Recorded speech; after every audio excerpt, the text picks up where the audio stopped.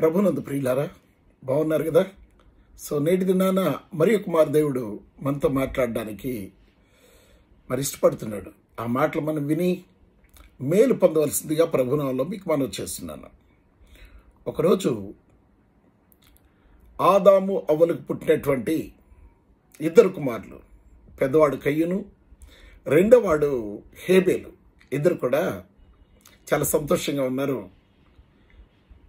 ఇంకా సంతోషంగా ఉండడానికి, దేవుని ఆశీర్వాదాన్ని అనుభవించడానికి వాళ్ళిద్దరు కూడా ఒక పని చేయాలి అని అనుకున్నారు. ఆ పని ఏంటి అని అంటే, వాళ్ళకు కలిగిన దాన్ని దేవునికి అర్పణగా తీసుకొచ్చి మరి అర్పిద్దాము అని అనుకున్నారు. వాళ్ళకు కలిగిన దాన్ని దేవునికి అర్పణగా అర్పిద్దామని అనుకున్నారు. అయితే వాళ్ళిద్దరి ప్రొఫెషన్స్ ఏంటి, ఏం పని చేస్తారు ఇద్దరు అని అంటే, కయ్యూను పొలం పండిస్తాడు, హేబేలు గొర్రెల కాపరి.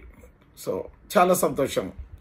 సో ఇప్పుడు హేబేలు ఏం చేశాడంటే, తన మందలో క్రొవ్విన వాటిని మంచివి దేవునికి కొన్నిటిని సెలెక్ట్ చేసుకొని ఆయనకు అవి అర్పించడానికి దేవుని సన్నిధి తీసుకువెళ్ళాడు.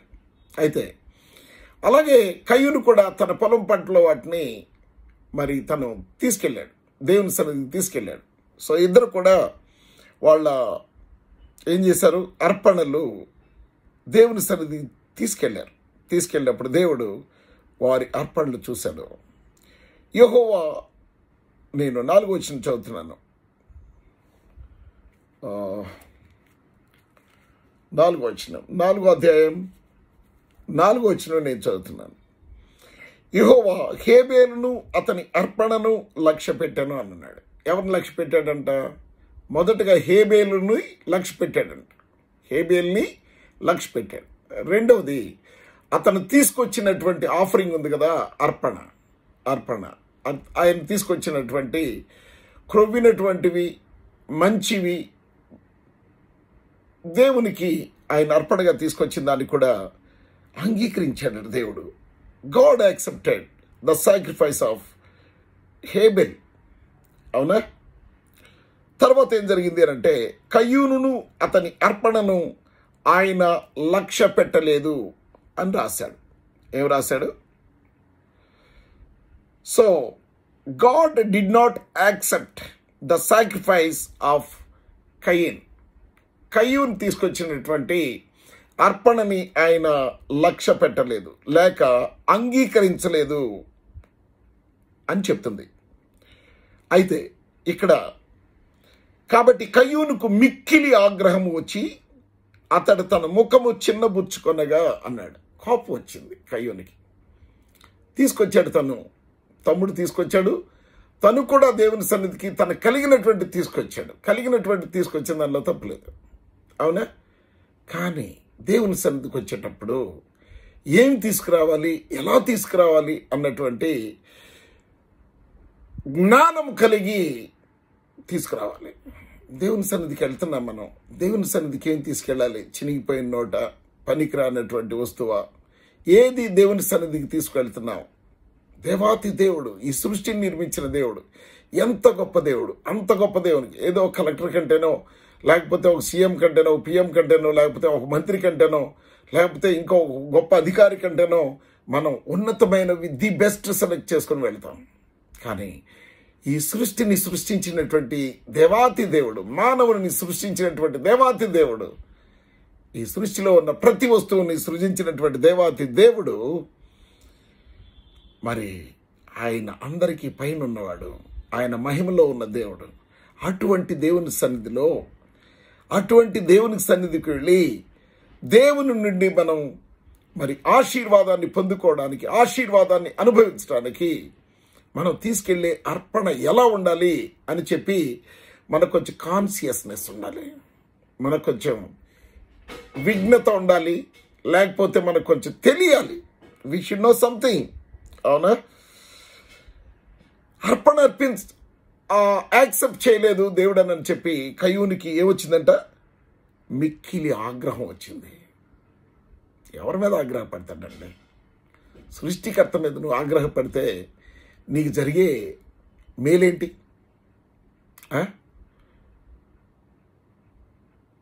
ఏం జరుగుతుంది నీకు మేలు? ఏ మేలు జరగదు.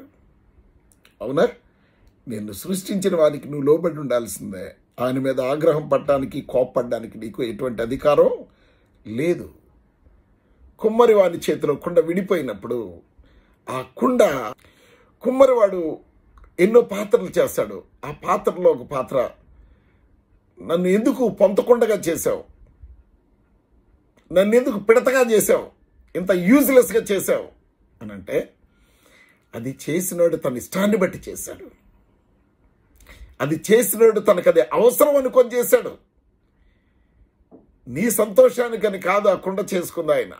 ఆ పాత్రను చేసింది ఆయన సంతోషానికి, ఆయన్ని సంతోషపెట్టడానికి, ఆయన మహిమపరచడానికి, ఆయనకు అర్పణ అర్పించడానికి, ఆయన మహిమపరచడానికి, ఆయన్ని స్తుతించడానికి, ఆయన సృష్టిని నిన్ను చేసినందుకు కృతజ్ఞత కలిగి ఉండడానికి ఆయన సృష్టించేశాడు.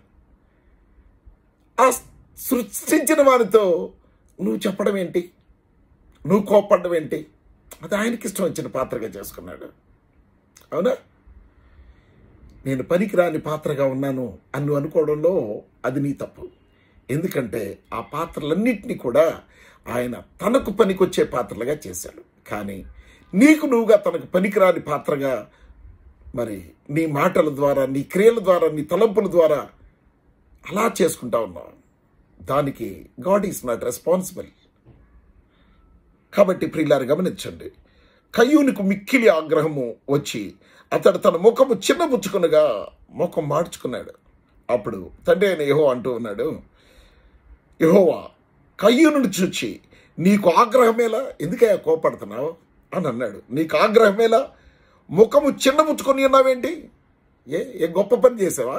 నా సన్నిధికి తీసుకొచ్చిన సాక్రిఫైస్ నేను సంతోషపడే విధంగా ఉందా? నీకు ఆగ్రహమేలా, ముఖం చిన్నబుచ్చుకొని ఉన్నావేమి? ఏం చేయలేదు? ఆయన తీసుకొచ్చిన అర్పణ తనకు మేలు జరిగేదిగా లేదు అని చెప్తున్నాడు దేవుడు. అదే నీకు మేలు జరిగేదిగా తీసుకొచ్చుంటే చాలా బాగుండేది అని అంటా ఉన్నాడు.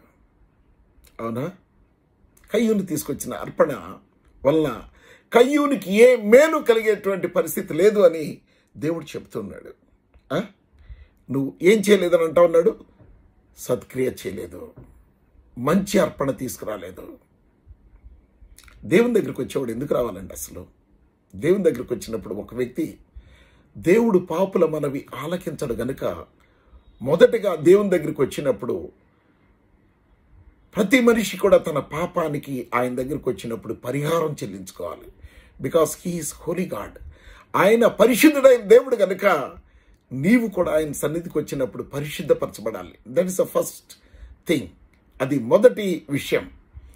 మనం దేవుని సన్నిధికి వెళ్ళినప్పుడు మనం చేయాల్సిన పని ఏంటి అని అంటే, మనం ఆయనకి దేనిగా ఉండాలి? హేబేలును అతని అర్పణను లక్ష్య పెట్టాను. ముందుగా అర్పణ కంటే దేన్ని లక్ష్య పెట్టాడు దేవుడు? హేబేలును లక్ష్య పెట్టాడు. అంటే హేబేలును బట్టి సంతోషపడ్డాడు. అర్పణ పక్కన పెట్టండి. హేబేలును బట్టి ఎందుకు సంతోషపడ్డాడు అని అంటే, హేబేలు దేవునితో సంబంధం కలిగి ఉండడానికి ఏమి చేయాలో అది చేశాడు. ఏంటి అనంటే, క్రొవ్వినటువంటి వాటిని తీసుకొచ్చి ఆయనకి ఇచ్చాడు. వాటి వల్ల ఏం జరుగుతుంది? అవి సాక్రిఫైస్ బలి ఇవ్వబడితే తన పాపానికి ప్రాయశ్చిత్తం కలుగుతుంది. ఎప్పుడైతే ప్రభు సన్నిధికి వచ్చినప్పుడు నీ పాపానికి ప్రాయశ్చిత్తం కలుగుతుందో అప్పుడు దేవుని యొక్క స్వభావం నీకు వస్తుంది. అప్పుడు దేవుడు నిన్ను ఆశీర్వదిస్తాడు, దేవుడు నిన్ను ప్రేమిస్తాడు. ఎందుకనంటే నీ పాపానికి ప్రాయశ్చిత్తం కలిగింది కనుక. అయితే హేబేలు తెచ్చిన దానిలో తన పాపానికి ప్రాయశ్చిత్తం చేసేది ఏది లేదు. అక్కడ ఏమున్నాయి? ఒడ్లు, బియ్యం, లేకపోతే కందులు, మినువులు, ఇట్లా ఆకుకూరలు, కూరగాయలు. What is there? ఏముంది? తన జీవితాన్ని పరిశుద్ధపరచగలిగింది ఏదైనా ఉందా? ఏమి లేదు. ఆదాము అవ్వలు పాపం చేసినప్పుడు దేవుడు ఏం చేశాడు? వాళ్లకు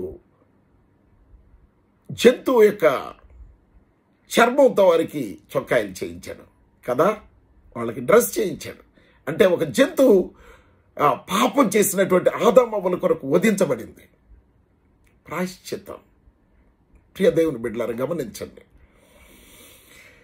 హేబేలు కయ్యూను వచ్చినప్పుడు హేబేలు తన మనస్సాక్షి కడగబడే విధంగా, తన హృదయం కడగబడే విధంగా, తన పాపం నుంచి విడుదల పొంది పరిశుద్ధుడైన దేవుని ఎదుట నిలవడానికి అర్హత సాధించుకున్నాడు. కానీ కయ్యూను తెచ్చిన దానిలో కయ్యూనికి మేలు చేసేది ఏది లేదు. సత్క్రియ మేలు చేసేది లేదు. సత్క్రియ అంటే మంచి పని. సో మంచి పని చేయడానికి ఆయన తీసుకొచ్చింది ఏది ఉపయోగపడలేదని దేవుడు చెప్తున్నాడు. ఆయన చెప్పేది అదే. ఒకవేళ నీవు సత్క్రియ చేసి ఉంటే నువ్వు చేసిన క్రియ మంచిది కాదు అని చెప్తున్నాడు. సత్క్రియ చేసిన ఎలా నీవు తల ఎత్తుకుని ఉండవా అని అంటాడు. నువ్వు సంతోషంగా ఉండవా అని అంటాడు. నీవు సత్క్రియ అంటే తెలుసా? నీ పాపాలకు ప్రాయశ్చిత్తాన్ని నువ్వు పొందుకోవడమే సత్క్రియ. దేవుని ఎదుట నీ పాపానికి పరిహారం కలగటమే సత్క్రియ. దానికి నువ్వు తీసుకొచ్చే అర్పణని ఆయన అంగీకరిస్తాడు. నీ పాపం తీసివేయలేనటువంటి పొలం పంటో, లేకపోతే ఒడ్లో, బియ్యమో, జొన్నలో, రాగులో, కొరలో ఇవి కాదు, కూరగాయలు కాదు.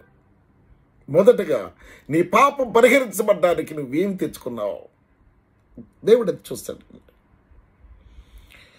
సత్క్రియ చేయని ఎడల ఏం జరుగుతుందని చెప్పాడు?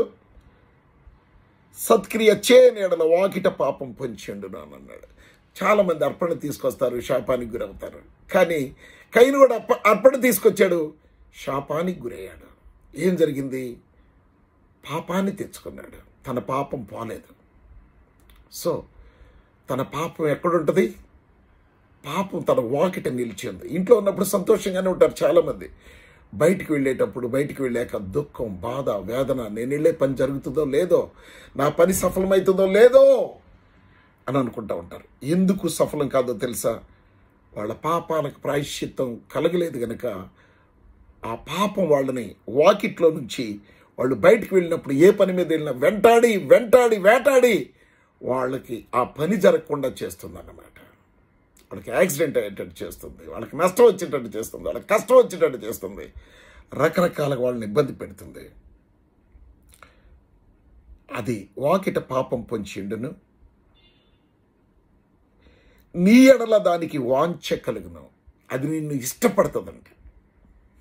హల్లెలూయా, దేవునికి స్తోత్రం కలుగాక. ఆ పాపం నిన్ను ఇష్టపడుతుంది. చాలామంది చేసేటువంటి దేవునికి వ్యతిరేకంగా చేసేటువంటి పాపం వల్ల వాళ్ళ జీవితాలు దేవునికి ప్రీతికరంగా లేకుండా, ప్రాయశ్చిత్తం కలగకుండా ఉండడం వల్ల వాకిట పాపం నిలిచిండి ఏం చేస్తుంది తెలుసా? అది మిమ్మల్ని వాంఛిస్తుంది, మిమ్మల్ని ఇష్టపడుతుంది. మీరంటే దానికి బాగా ఇష్టమైపోయి మేలు చేస్తుందా?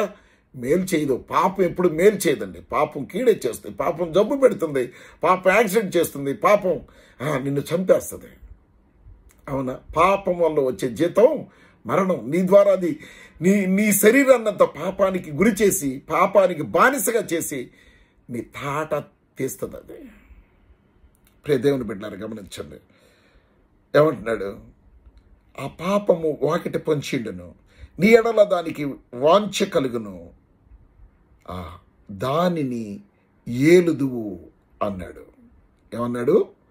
దాన్ని ఏలతావు, పాపాన్ని పరిపాలిస్తావు. నీతిని కాదు నువ్వు పరిపాలించేది, మేలుని కాదు నువ్వు పరిపాలించేది, మంచిని కాదు నువ్వు పరిపాలించేది, పాపాన్ని నువ్వు పరిపాలిస్తావు. పాపం అద్భుతంగా చేస్తావు. పాపపు పరిపాలన అంటే ఏంటి? అద్భుతంగా పాపం చేయడం. కావలసినంత విశృంఖలమైన పాపం చేసి దేవునికి వ్యతిరేకంగా జీవించి నిత్య నరకానికి వెళ్ళడం. కానీ హేబేలు మంచి పని చేశాడు. హెబ్రీయులకు రాసిన పత్రిక 11వ అధ్యాయం 4వ వచనంలో ఓ మాట చదువుకుందాం మనం. By faith Abel offered unto God a more excellent sacrifice than Cain అని అన్నాడు. కయ్యూన్ కంటే మరి శ్రేష్టమైన బలి, మోర్ ఎక్సలెంట్, చాలా అద్భుతమైనటువంటి బలి ఇచ్చాడట. So he gave excellent sacrifice than Cain, therefore by which he obtained witness that he was righteous అన్నాడు. అలాంటి అర్పణ ఇవ్వడం వల్ల అతను దేనిగా తీర్చబడ్డాడు? దేవుని ఎదుట నీతిమంతుడిగా తీర్చబడ్డాడు. ఒకవేళ నువ్వు దేవునికి ఏదైనా కానుక అర్పణ తీసుకెళ్తే అర్పించడానికి, అది నిన్ను నీతిమంతునిగా తీర్చిదిద్దాలి. అది నీ పాపాలు పరిహరించేదిగా ఉండాలి. అది నీ పరిశుద్ధ హృదయంతో దేవునికి ఇచ్చేదిగా ఉండాలి. అది దేవునితో నీ సంబంధాన్ని కొనసాగించేదిగా ఉండాలి. అది దేవునితో నిన్ను స్నేహం చేసే విధంగా ఉండాలి. అది చెప్తున్నాడు. సో విశ్వాసమును బట్టి హేబేలు కయ్యూని కంటే మరి శ్రేష్టమైన బలి దేవునికి అర్పించాడంట. అంటే కయ్యూని అర్పించిన బలిలో శ్రేష్టత లేదు. శ్రేష్టత లేదు అంటే దేవుడు అతని అర్పణను గురించి సాక్ష్యం ఇచ్చాడంట. సో నువ్వేదన్నా తీసుకొస్తే దేవుని సన్నిధికి, దేవుడు దాని గురించి సాక్ష్యం ఇచ్చేటట్టు ఉండాలి. ఏం తీసుకొస్తే దేవుడు సాక్ష్యం ఇస్తాడు? దేవుని ఎదుట నీ పాపాలు పరిహరించబడితే నీ గురించి ఆయన సాక్ష్యం ఇస్తాడు. అవునా? యేసు ప్రభు అదే చేశాడు. ఏం చేశాడు? తనొచ్చి తన కొరకు, ఈ భూమి మీద ఉన్న ప్రజలందరి కొరకు ఏం చేశాడు? He sacrifice himself for the remission of since. పాపములను మనలో నుండి తీసివేయడానికి ఆయన అర్పణగా అర్పించబడ్డాడు. నువ్వు అర్పించబడితే ఇతరుల పాపాలు పరిహరించబడే విధంగా ఉండాలి. నీ పాపం పరిహరించబడే విధంగా ఉండాలి. That should be the sacrifice. అది దేవుడు కోరుకునేటువంటిది. కాబట్టి శ్రేష్టమైన బలి దేవునికి అర్పించను. దేవుడు అతని అర్పణ గురించి సాక్ష్యం ఇచ్చినప్పుడు అతడు ఆ విశ్వాసమును బట్టి నీతిమంతుడని సాక్ష్యము పొందాను. ఏమని సాక్ష్యం పొందాడు? దేవుడు అతను ఏమంటాడు తెలుసా? హేబెల్, యు ఆర్ రైటియస్. నువ్వు నీతిమంతుడవయ్యా, నా క్వాలిటీస్ నీకు వచ్చినాయి. నీలో ఇక పాపానికి తావు లేదు. పాపం నిన్ను ఇక ఏమీ చేయలేదు. పాపం వల్ల నీకు వ్యాధి రాదు, పాపం వల్ల నీకు జబ్బు రాదు. ఎందుకంటే పాపానికి నీ మీద ఎటువంటి అధికారం లేదు అన్నా అని దేవుడు చెప్తున్నాడు. సాక్ష్యము పొందాను. అవునా? కాబట్టి నీవిచ్చే అర్పణ ఎలా ఉండాలో నువ్వు చూసుకోవాలి. అవునా? నీవిచ్చే అర్పణ ఏదైనా దేవునికి అది అర్పిస్తే ఆ అర్పణ గురించి దేవుడు ఒక అద్భుతమైన సాక్ష్యం చెప్పాలి. సో క్రొత్త నిబంధనలో 2 వ్యక్తులు ఉన్నారు. వాళ్ళు పొలాన్ని అమ్మి దేవునికి ఇవ్వాలి అని అనుకున్నారు. పొలాన్ని అమ్మి దేవునికి ఇవ్వాలి అని అనుకున్నారు. చాలా మంచి ఆలోచన. పొలం అమ్మేసి దేవునికి ఇద్దామని అనుకున్నారు. మనం కూడా అనుకుంటాం, దేవునికి ఏదో చేయాలి, దేవునికి ఏదో ఇవ్వాలి, లేకపోతే దేవునికి ఇదిగో ఏసీ కొనివ్వాలి. అంటే దేవునికి ఏసీ వేసుకోడు ఆయన.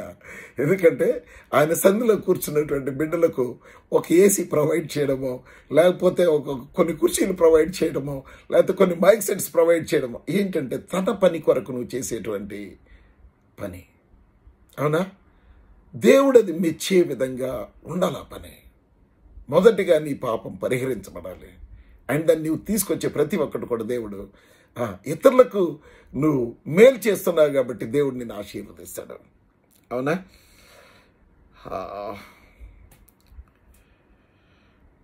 బైబిల్ చెప్తుంది, బైబిల్ ఒక అద్భుతమైన మాట చెప్తుంది. అది చూద్దాం.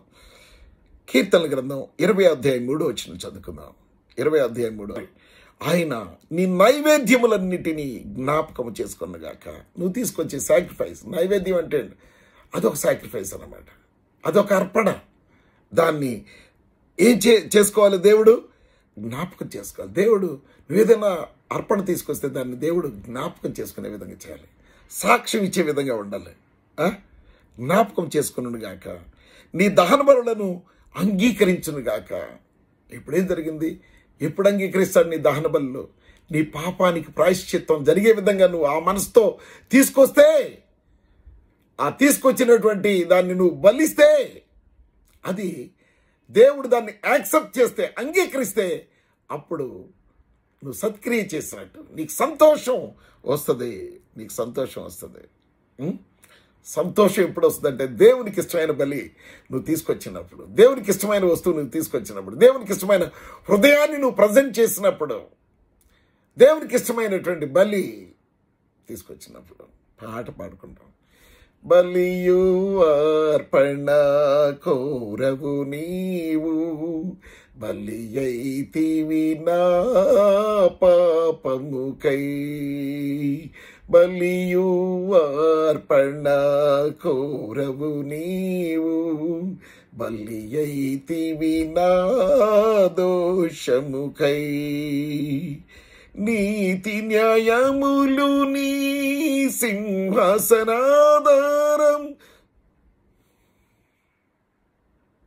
కృపా సత్యములు నీ సన్నిధానవర్తులు. కృపా సత్యాలు ఆయన సన్నిధిలో ఉంటాయి. ఆయన కృప నీకు దొరకాలి అని అంటే నువ్వు తీసుకొచ్చే బలి నీకు మేలుకరంగా, దేవుడు నిన్ను ఆశీర్వదించే విధంగా ఉండాలి. కాబట్టి కుంటివి, గుడ్డివి, చినిగిపోయిన నోట్లు, రూపాయి కాయిన్లు ఇవి కాదండి. ఆమె 2 కాసులు వేసింది, తన జీవనానికి సంపాదించిందంతా వేసిందని చెప్తాడు. మనమేమి ఇస్తున్నాం దేవునికి? హృదయాన్ని ఇవ్వలేకపోతా ఉన్నాం, మన సమయాన్ని దేవునికి ఇవ్వలేకపోతా ఉన్నాం. అవునా? నా తలపులన్నీయు ప్రభు నీవే, నా భాష మాటయు ప్రభు నీవే. నా తలపులన్నీయు ప్రభు నీవే, నా భాష మాటయు ప్రభు నీవే. నాదు విమోచన ప్రభు నీవే, నా విమోచన ప్రభువే అని ఆయన సంధికి నువ్వు రావాలి. హల్లెలూయా. అవి అంగీకరించబడాలి. నువ్వు తీసుకొచ్చే దహన బలి ఆయన అంగీకరిస్తే నువ్వు సంతోషంగా ఉంటావు. లేకపోతే కయ్యూన్లాగా దేశ దిమ్మర్లాగా అయిపోతావు. అవునా? ప్రియ దేవుని బిడ్డలారు గమనించండి. 4వ వచనం చదువుకుందాం. కీర్తనలు 20వ అధ్యాయం 4వ వచనం.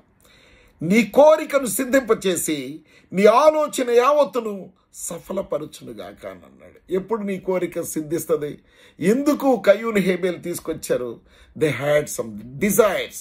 వాళ్ళకు కొన్ని కోరికలు ఉన్నాయి. వాళ్ళకి మేలు జరగాలని వాళ్ళు ఆశిస్తూ ఉన్నారు. కాబట్టి ఆ మేలు ఎప్పుడు జరుగుతుంది? నీ కోరిక ఎప్పుడు దేవుడు తీరుస్తాడు? లేక నీ ఆలోచన యావత్తును ఆయన ఎలా సఫలపరుస్తాడు అని అంటే అది నువ్వు తీసుకొచ్చేటువంటి నైవేద్యం మీద ఆధారపడింది. అది నువ్వు తీసుకొచ్చేటువంటి బలి అర్పణ మీద ఆధారపడింది. ఆయన నీ కొరకు బలిగా అర్పించబడ్డాడు యేసు ప్రభు వారు. మరి నువ్వేమి ఇస్తున్నావు? లేవీయులకు రాసినటువంటి గ్రంథం 9వ అధ్యాయం 8వ వచనం చదువుకుందాం. లెట్స్ రీడ్ లేవి 9:8. కాబట్టి అహరోను బలిపీఠము దగ్గరకు వెళ్ళి తన కొరకు పాప పరిహారార్థ బలిగా ఒక దూడను వధించెను అని అన్నాడు. ఆయన సంధికి వెళితే ఏం కావాలి? నీ పాపం పరిహరించబడాలి. ఆ తర్వాతే నీకు మేలు జరిగేది, ఆ తర్వాతే దేవుడు నిన్ను మెచ్చుకునేది, ఆ తర్వాతే దేవుడు నీ కార్యం సఫలపరిచేది, ఆ తర్వాతే నీకు ఉద్యోగం వచ్చేది, ఆ తర్వాతే నీకు పిల్లలు పుట్టేది, ఆ తర్వాతే భూమి మీద సుఖాలను అనుభవించేది, ఆ తర్వాతే దేవుడు నిన్ను పరలోకానికి సిద్ధపరిచేది, పరలోక రాజ్య భాగ్యాన్ని ఇచ్చేది ఆ తర్వాతే. కాబట్టి అహరోను బలిపీఠము దగ్గరకు వెళ్ళి తన కొరకు, ఆ అహరోను అంటే ఎవరు? యాజకుడు. అవునా? ఒక మామూలు ఆర్డినరీ వ్యక్తి కాదు. యాజకుడు కూడా. చాలామంది దైవజనులు వాళ్ళ హృదయాలు పరిశుద్ధత లేకుండా జీవిస్తూ దేవుని గురించి ప్రకటిస్తూ ఉన్నారు. హృదయ శుద్ధి గలవారు ధన్యులు, వారు దేవుని చూచేద్దరు అని అంటే వాళ్ళు దేవుని చూసినట్టు వాక్యాన్ని ప్రకటిస్తున్నారు, కానీ హృదయ శుద్ధి కోల్పోయి ఉన్నారు. చాలామంది సేవకులు హృదయ శుద్ధి లేకుండా జీవిస్తున్నారు. దేవుని బిడ్డలారా, ఈరోజు హృదయ శుద్ధి లేకపోతే నీ కొరకు నువ్వు బలి అర్పించుకోవాలి. ఆ బలి ఏంటో చివరి భాగంలో మనం చూసుకుందాం. You have to sacrifice your self to accept your offering. నిన్ను దేవునికి నువ్వు సమర్పించుకున్నప్పుడు, ఆయన నిన్ను అంగీకరించినప్పుడు నీకు మేలు జరుగుతుంది. అందుకే చాలామంది సేవకుల జీవితాల్లో కష్టాలు, బాధలు, కన్నీరు, అంటే కష్టాలు వచ్చిన వాళ్ళందరూ పాపంలో ఉన్నారని కాదు, కానీ మరి దేవుడు వారి పనులు సఫలపరిచే విధంగా, వాళ్ళకు మేలు చేసే విధంగా ఉండడానికి వాళ్ళ జీవితం అంగీకారంగా ఉండాలి దేవునికి. ఆ మాట చెప్తున్నాడు ఆరోను. అప్పుడు కాబట్టి ఆరోను బలిపీఠం దగ్గరికి వెళ్ళి తన కొరకు పాప పరిహారార్థ బలిగా ఒక దూడను వధించెను. దేర్ఫోర్ ఆరోను తన పాపాన్ని తీసివేసుకొని పరిశుద్ధపరచబడిన వాడై దేవుని సన్నిధిలో ఉన్నాడు. దేవుని సన్నిధికి వెళితే జరగాల్సిన అద్భుతం ఏంటంటే, నువ్వు పరిశుద్ధుడిగా మారిపోవాలి, నువ్వు నీతిమంతుడిగా మారిపోవాలి. దేవుడు నీ గురించి నువ్వు నీతిమంతుడు అని సాక్ష్యం ఇవ్వాలి. దేవుని నువ్వు నమ్మేవారని చెప్పి దేవుడు నువ్వు నమ్మినటువంటి విశ్వాసం వల్ల నిన్ను నీతిమంతుడిగా చేయాలి, నీతిమంతురాలుగా చేయాలి. 12 వచనం చదువుకుందాం. లేవి 9:12 చూద్దాం. 9:12 వచనం. అప్పుడు అతడు దహన బలి పశువును వధించెను. ఏం చేశాడంట? దహన బలి పశువును వధించెను. అహరోను కుమారులు అతనికి దాని రక్తము అప్పగింపగా అతడు బలిపీఠము చుట్టూ దాన్ని ప్రోక్షించెను. నువ్వు తీసుకెళ్లిన బలి రక్తం నీ కొరకు ప్రోక్షించబడాలి. రక్త ప్రోక్షణ పాప పరిహారం. రక్తం ప్రోక్షించబడటం వల్ల నీ కొరకు నీ పాపం పరిహరించబడుతుంది. సో దేర్ఫోర్ రక్త ప్రోక్షణ అవసరం. సో కయ్యూను తీసుకొచ్చినటువంటి అర్పణలో రక్త ప్రోక్షణకు సంబంధించింది ఏది కూడా లేదు అని బైబిల్ చెప్తుంది. అవునా? సో ఎఫెసీలకు రాసిన పత్రిక 5వ అధ్యాయం 10వ వచనం చూద్దాం. ఎఫెషియన్స్ 5:10. గనుక ప్రభువుకేది ప్రీతికరమైనదో దానిని పరీక్షించుచు వెలుగు సంబంధుల వల్లే నడుచుకొనిడి అన్నాడు. దేన్ని పరీక్షించాలంట? ప్రభువుకి ప్రీతికరమైంది ఏంటో పరీక్షించి తెలుసుకొని అప్పుడు తీసుకెళ్ళాలి. అప్పుడు దేవుని సన్నిధికి ఏమి తీసుకెళ్తావు, ఏ అర్పణ తీసుకెళ్తావో దాన్ని తీసుకువెళ్ళాలి అని బైబిల్ చెప్తాను. దాన్ని పరీక్షించాలి. So without examine you should not give anything to God. దేవునికి నువ్వు ఎగ్జామిన్ చేయకుండా, దేవుని చిత్తం ఏంటో, దేవునికి ఏది ఇష్టమో, దేవునికి ఏది ప్రీతికరమో నువ్వు కనుక్కోకుండా ఏదంటే అది తీసుకెళ్తే నీకు మేలు జరగటానికి బదులు కీడే జరగవచ్చు.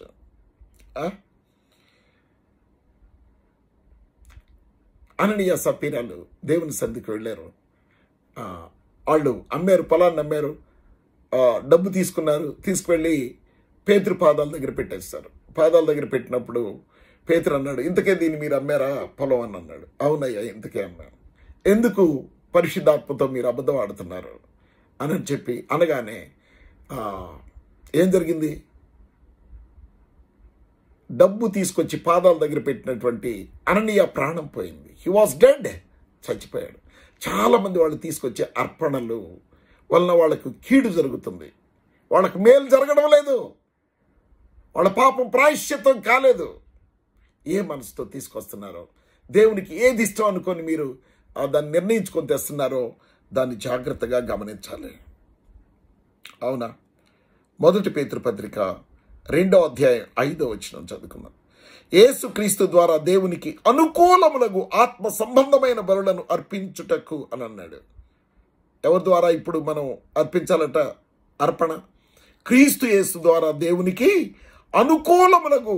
అనుకూలం, ఇది దేవునికి అనుకూలమా కాదా? దేవుడు దీన్ని యాక్సెప్ట్ చేస్తాడా లేదా?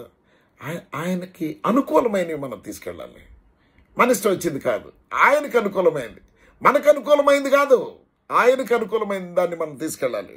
మనకి ప్రీతికరమైంది కాదు, మనం ఇష్టపడేది కాదు, ఆయన ఇష్టపడేది ఏంటో దాన్ని తీసుకెళ్ళాలి. అవునా? ఆత్మ సంబంధమైన బలులు అర్పించుటకు పరిశుద్ధ యాజకులుగా ఉండినట్లు అని అన్నాడు. మనం కూడా ఆత్మ సంబంధమైన బలులు, ఇప్పుడు ఫిజికల్ బలులు లేవు, ఇప్పుడు ఆత్మ సంబంధమైన బలులు అని అన్నాడు.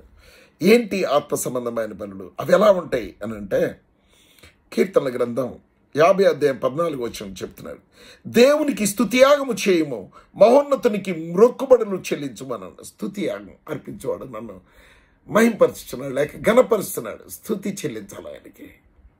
ఆయన చేసిన మేళ్లకు స్తుతి చెల్లించాలి.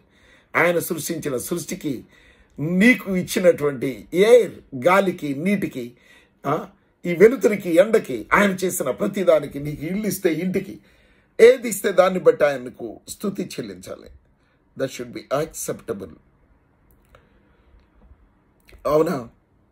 141 కీర్తన 2 చదువుకున్నా. నా ప్రార్థన ధూపం వలన, నేను చేతులెత్తుట సాయంకాలపు నైవేద్యం వలన నీ దృష్టికి అంగీకారములగును గాక అని అన్నాడు. అవునా? చేతులెత్తి ఆయన సన్నిధిలో హృదయాన్ని ఆయన ఎదుట పరిచి మనం ఆయన్ని స్తుతించాలి. హోషేయలో చెప్తున్నాడు 14:2 మాటలు సిద్ధపరచుకొని యెహోవా యొద్దకు తిరుగుడి, మీరు ఆయనతో చెప్పవలసిందేమనగా, మా పాపములన్నిటినీ పరిహరించుము, ఎడ్లకు బదులుగా నీకు మా పెదవులను అర్పించుచున్నాము, నీవు అంగీకరింపదగినవి ఇవే మాకున్నవి. ఇప్పుడు నీ హృదయంలో మాటలు సిద్ధపరచుకొని ఆయనకు నువ్వు స్తుతులు అర్పించాలి. ఆయన్ని నువ్వు నీ హృదయం యొక్క దాన్ని ఇంకా క్లియర్గా చెప్తాడు. ఆ మాట చూద్దాం మనం. దేవునికి స్తోత్రం కలుగునుగాక.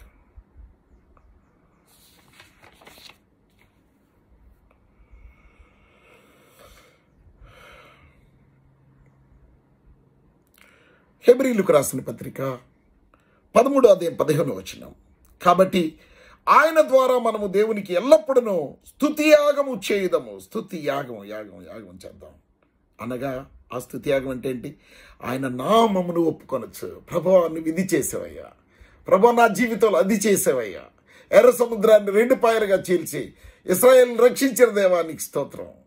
నా జీవితంలో అద్భుతాలు చేయడానికి నాయన ఇష్టపడుచు, అద్భుతకరుడు, ఆశ్చర్యకరుడు, బలవంతుడకు దేవుడు, నిత్యుడకు తండ్రి, సమాధానకర్తగా అధిపతి ఇమ్మాన్యుయల్, నాతో ఉండడానికి వచ్చిన ప్రభువా నీకు స్తోత్రాలయ్యా అని మనం ఏం చేయాలంట? స్తుతియాగం చేయాలి. ఎల్లప్పుడూ నువ్వు స్తుతియాగము చేయుదము అనగా, ఆయన నామమును ఒప్పుకొనొచ్చు. ఆయన నామమును నువ్వు ఒప్పుకుంటూ ఉండాలి. You have to accept his name at every moment. ప్రభువా ఇది చేసావు, ప్రభువా అది నాకు చేసావు, అయ్యా నా ప్రాణాన్ని కాపాడేవయ్యా, వేటగాని ఊరిలో నుంచి, వాడు పెట్టిన జబ్బు నుంచి కాపాడావు, వాడు పెట్టిన పాపం నుంచి కాపాడావు, నరకానికి వెళ్లకుండా కాపాడేవయ్యా అని చెప్పి మనం చెప్పాలి.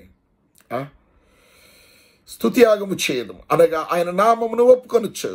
జిహ్వా ఫలములు అర్పించుదాము, నోటితో ఆయన్ని స్తుతిద్దాం, ఆయన గణపరుద్దాం, ఆయన కొనియాడదాం. ఆ మాట చెప్తున్నాడు. దేవునికి స్తోత్రం కలుగును గాక. ఈ విధంగా మనం దేవునికి అర్పణ అర్పిద్దాం. దేవుడి వాక్యం మన కొరకు ఆశీర్వదించును గాక. ఆమేన్. God bless you.